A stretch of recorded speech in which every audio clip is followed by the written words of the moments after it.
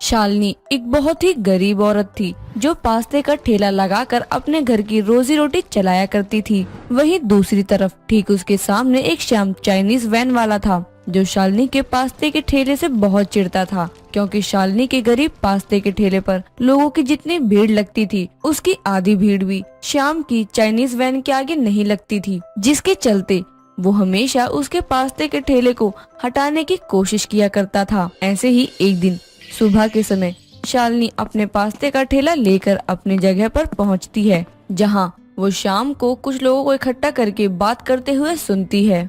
अरे भाई, मुझे समझ नहीं आता तुम लोग उस गरीब शालिनी के पास उसके पास्ते वाले ठेले पर क्यों जाते हो। कभी ध्यान दिया है तुम लोगों ने कि तुम्हें वो कितनी गंदगी खिला रही है। उसके चारों तरफ तुम सिर्फ धूल मिट्टी खाते हो।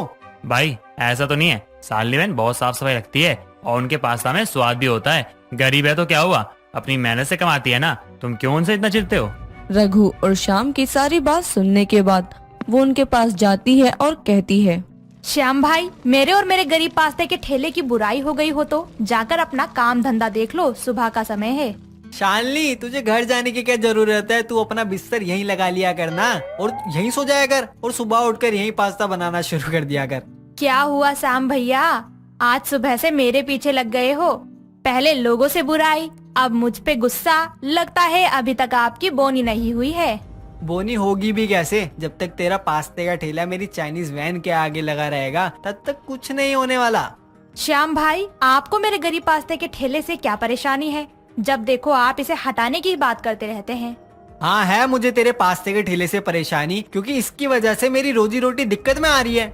अरे भैया, मुझ गरीब ने आपका क्या बिगाड़ा है? सुबह सुबह मुझसे लड़िए मत, जाइए मुझे काम करने दीजिए, मेरे ग्राहक आते होंगे। वही तो मैं भी सोचता रहता हूँ कि तू अपने पास्ते में ऐसा क्या मिलाती है जो तेरे ठेले पर इतनी भीड़ लगी रहती है। क्या है तेरे पास्ते में ऐसा जो लोग तेरे पास्ते के ठेले के आगे मेरी चाइनीज वैन को देखते तक नहीं है, बल्कि तुझ गरीब के पास तो ठीक से सामान तक नहीं होगा अच्छा पास्ता बनाने के लिए। साथ ही तू सिर्फ एक ही तरह का पास्ता बनाती है और मैं कई तरह की चाइनीज बनाता हूँ, फिर भी इतनी भीड़ नहीं लगती। ये बात तो आपको भैया लोगों से पूछनी चाहिए ना, आप मुझसे क्यों पूछ रहे हैं? मैं किसी को जबरदस्ती नहीं बुलाती हूँ। बहुत शौक लग रहा है ना तुझे मेरे साथ कंपटीशन करने में, तुझे तो मैं आज ही मजा चखाऊंगा। श्याम अपने मन में इतना कहकर वहाँ से चला जाता है और अपनी चाइनीज वैन के पास जाकर अपने कामों में लग जाता है। श्याम और शालिनी दोनों अपने अपने कामों में लगे होते हैं कि तभी अचानक सड़क पर चल रही तेज रफ्तार गाड़ी एक बुजुर्ग महिला को मारकर चली जाती है, जिसे देखकर आसपास के लोग जोर जोर से शोर मचाने लगते हैं, जिसकी आवाज सुन के शालिनी भी भागकर उस महिला के पास जाती है, जिसका फायदा उठाकर श्याम उसके बनाए हुए पास्ते में बहुत सारा नमक डालकर खुद भी उस भीड़ में शामिल हो जाता है। तभी शालिनी उस महिला को उठाकर अपने ठेले के पास ले जाकर बिठा देती है और उसे पानी देते हुए कहती है, माताजी आप ये पानी पी लीजिए, हो सकता है आपको गर्मी की वजह से चक्कर आ गए हों। हाँ बेटी, तू सही कह रही है, मुझे बहुत जोर से प्यास लगी थी, कब से पानी ढूंढ रही थी, मिला ही नहीं। भूख भी लगी है, 4 दिन से कुछ नहीं खाया, इसलिए चक्कर आ गया मुझे। कोई नहीं माताजी, आप ये पानी पी लीजिए और ये पास्ता खा लीजिए, थोड़ा सा आपको अच्छा लगेगा। लेकिन बेटी, मेरे पास तुझे इस खाने के बदले देने के लिए पैसे नहीं है, इसलिए मैं खाना नहीं खा सकती हूँ। कोई बात नहीं माताजी, मुझे आपसे इस खाने के कोई पैसे नहीं चाहिए। मेरे गरीब ठेले के खाने से अगर किसी गरीब का पेट भर जाए, उससे अच्छा मेरे लिए और क्या हो सकता है। आप ये पास्ता खा लीजिए। शालिनी के कहने पर वो बुजुर्ग औरत उसका दिया हुआ पास्ते का पहला निवाला जैसे ही मुंह में डालती है, तभी उसे तेज नमक का पता चल जाता है, लेकिन वो शालिनी को बिना कुछ जाहिर किए चुपचाप सारा पास्ता खा लेती है। तभी अचानक शालिनी को याद आता है कि वो अपना फोन घर पर भूल आई है, जिस पर वो उस बुजुर्ग औरत से कहती है, माताजी अगर आपको देर ना हो रही हो तो क्या आप थोड़ी देर मेरे ठेले को देख लेंगी? बस मैं अभी घर से अपना फोन लेकर आती हूँ, मेरी बेटी फोन कर रही होगी, उठाऊंगी नहीं तो परेशान हो जाएगी।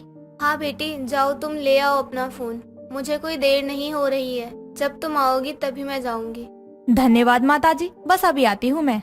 शालिनी इतना कहकर वहाँ से चली जाती है, जिसके बाद वो बुजुर्ग औरत शालिनी के नमक से भरे हुए पास्ते को और पास्ता और मसाला डालकर ठीक कर देती है।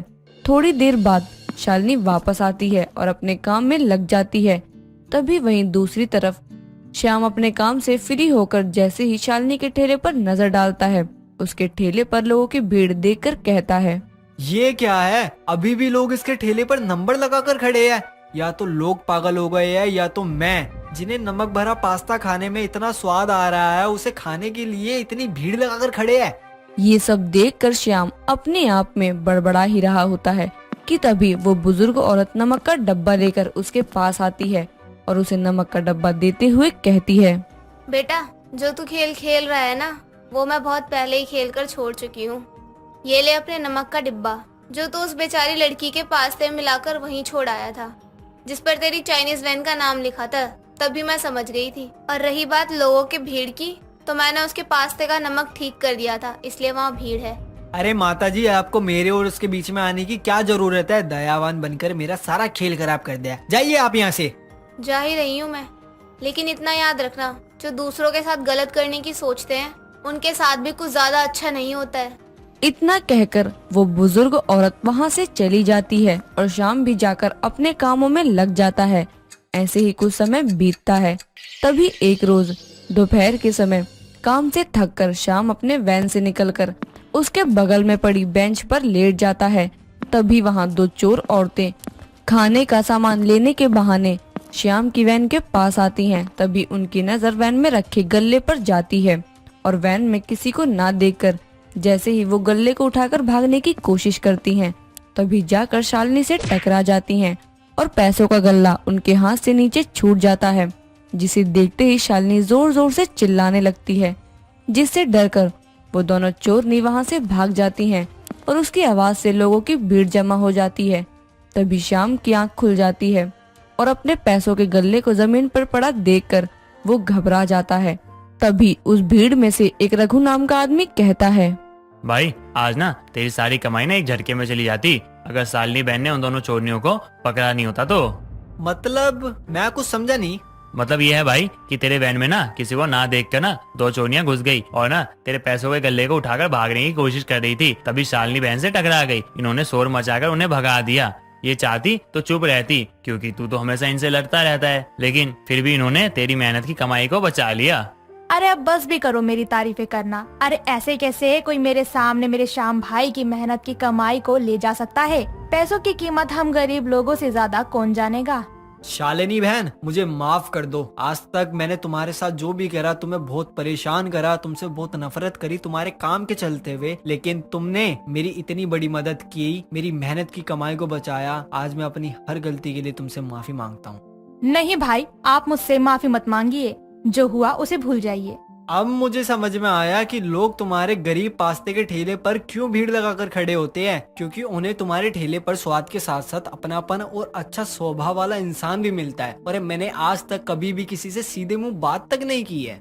इस तरह से श्याम अपनी गलती का एहसास करके गरीब पास्ता वाली से अपनी गलती की माफी मांगता है। साथ ही फिर कभी दोबारा ना उसे गलत बोलता और ना ही उसके ठेले को हटाने की कोशिश करता है।